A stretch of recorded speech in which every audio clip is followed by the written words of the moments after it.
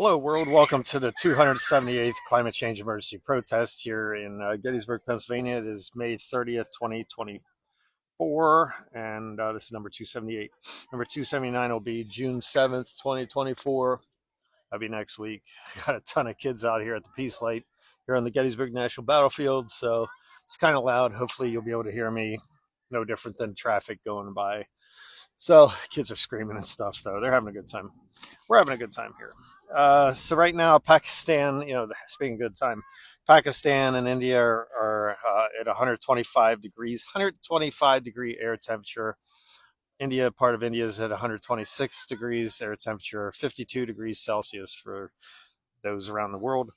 Right now, there are floods around the world. USA, Brazil have had floods, wildfires in Canada, beach erosion in the North Carolina region of the United States, as well as the west coast of the United States around San Diego, due to the tides changing and just the general wave action. Drought in Africa going on, pretty severe. Heat in Mexico and drought. Heat in Mexico and India and Pakistan and the United States. Mexico's having a severe heating event. Tornadoes in the United States. We've had over 1,000 already tornadoes in the United States. Massive, Category 5 hurricanes can be expected in the Gulf region of the United States due to the Atlantic Ocean being so hot. Rising sea level in Louisiana eating away at the land, as well as Norfolk, Virginia, the Navy yards there. They're having issues. There are wars going on worldwide, small and large. Sudan's having an issue right now, and millions are being displaced. So over the years, I've heard these things from people, friends, family, strangers. You need to smile more and you need to be calm, not aggressive, be happy. This is really a happy event I'm talking about every week, and you get more done that way. Well, I'm going to do it the way I do it, and y'all can do it the way you do it, except I don't see a whole lot of people doing these types of broadcasts. So get out there and start doing a broadcast, do it your way, and that would be wonderful.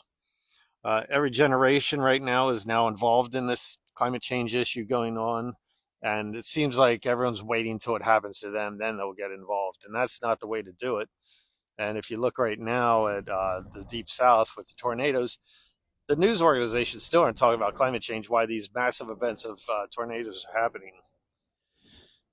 Each year, every generation, and especially the younger generations, will pay higher and higher costs for our inaction, and it'll eventually be through their early deaths.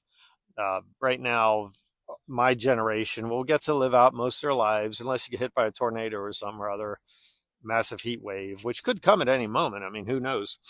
But the younger generations will suffer what we're suffering, except every generation of millennials and the generation Y or whatever they are now, they're going to suffer worse and worse and worse as each generation rises more, because they're inheriting all the problems of the previous generations. So 5 generations back is what's out there right now, I believe, or 6, who knows. They're the ones going to be inheriting a total hellscape, and I don't see any way out for them. And some days I don't see any way out for my generation, which includes everyone else on the planet. Time for negotiation with nature is over. We must work within nature, not against it at this point, and that's not happening in the United States. You see so many instances of not paying attention to nature. This is one such example. Yes, there was a battlefield here back in 1863, but you need to get over it. We need to actually worry about our survival rather than the history at this point. And that would involve planting massive amounts of trees. There used to be trees all through here when I used to run out here 30 some years ago. Now there are no trees out here. They cut them all down. So we got to start thinking ahead and thinking at the present as well as to what potentially could happen. Town of Gettysburg, not ready at all for any climate change action, heat, floods, you name it, whatever's coming, deluges. They're not ready. And I've talked about it 3-4 times on the air on here. I've talked to people on the city council. I've talked to politicians about it, and nothing's going to happen. They're choosing not to take action, and there will be hell to pay for it. And then eventually someone will go, why didn't you guys do this ahead of time? Well, there it is. I mean, I've been talking about it for 3-4 years out already. So nobody's taking any action as to what's happening, and they're not hardening up the area. And I'm sure this is happening in your town as well. So we must work, with nature and think of ways to not make a profit over nature rather than how to work with nature in order to survive. Okay. This capitalistic endless growth is called a cancer, and you cannot keep going this way. Every new project, all these new projects starting. I mean, we're seeing massive amount of building out here on things with houses and everything, tearing down entire forests to put up a gas station, things like that, or a storage area, or this or that. Doesn't matter. They're not ready. As I said in town, they're not planting trees. They have their lockstep way of thinking, not providing shade, not thinking about cooling centers, thinking about building a massive apartment complex downtown, which will be a heat island. They have no idea what's coming. They don't want to hear what's coming. And right now, I'm kind of looked upon as being whatever. And eventually, someone will come to the idea once it starts happening that maybe we should have done something, but by then it's too late. So the question is, with these protests going on concerning Gaza and the Palestinians, and also the environment as well concerning climate change and how things are coming to a deadly end. Why aren't the parents involved? Why didn't the parents jump in with these kids at the colleges at the time when they were being abused by the police? I don't understand that. I would have driven wherever just to be with my son, stepson, and in camp, or at least support them from the outside of the campus if I could. And not only about that, but also about climate change protests, things like that. Been down to bunches in DC and done these broadcasts, and you don't see the older generation involved at all. And what happened to the hippies? What happened to the Vietnam era hippies? Who knows? So the protests work as it's caused a change in the news broadcast now and everything, and they do affect things. Now, they aren't the end all to end all, but they do wake people up and get people going. What scares the politicians more than the protests, or as much as the protests, is the ballot box.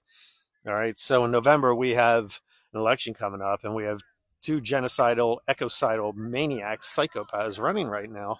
And one's Joe Biden, one's Donald Trump. And the other psychopath concerning genocide is Robert Kennedy Jr. with his policies. So there will be a revolution. Now, whether it starts with a vote, that's up to you guys. But if we don't get going in this action, the two people that will become president, Biden or Trump, most likely, unless Jill Stein wins and people wake up, is that we're going to have a genocidal, ecocidal disaster on our hands. And then the real revolution will start at that point, because it won't be just with nature. It'll be people, the populations in general, running out of food, running out of water, running out of housing, having to migrate, things like that. The idea of what's happening in Palestine is going to happen to the United States and other people around the world. You will not be able to stay where you are, especially in the deep south here in the United States. You're talking millions and millions of people are going to have to leave, and they're talking about building a wall to keep the Mexicans out and the people of Central America, South America. You want to extrapolate on that, they're going to build a wall around Pennsylvania or whatever to keep the psychopaths out there trying to take our stuff away from us. Even though they're American citizens, we're going to fight each other. That's the way it is. The government's not going to help except to be fascistic and start shooting people wherever, whatever line they decide to do, that's where they're going to start shooting people. So there's a revolution coming one way or the other. Whether it's going to be painful and through nature and fighting our own people, or it's going to be at the ballot box in this November. And again, I implore you to look at the records of genocide Joe Biden, demented Don, also genocide with his policies toward with Israel.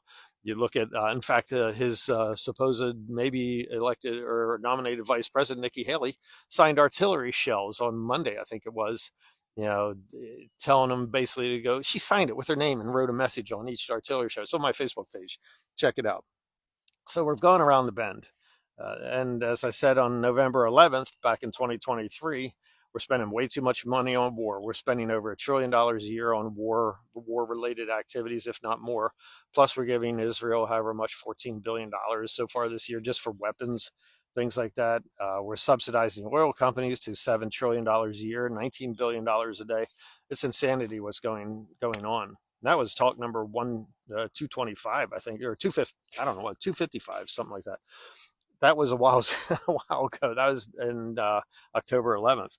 And now here we are, same situation, except much, much worse. The Israelis have taken over all of Gaza. They've taken over the Philadelphia line that separates Israel or separates Gaza from Egypt, and a violation of the Camp David Accords, I'm sure. And right now we're teetering on the edge there of having a border war going on. And, have at it at this point. I'm losing all hope as I don't see friends, family, anyone talking about switching over to Jill Stein for the vote. And the peril we run in is actually our own deaths. So I'll catch you next week. That'll be number, let's see, 279 on June 7th. See you later.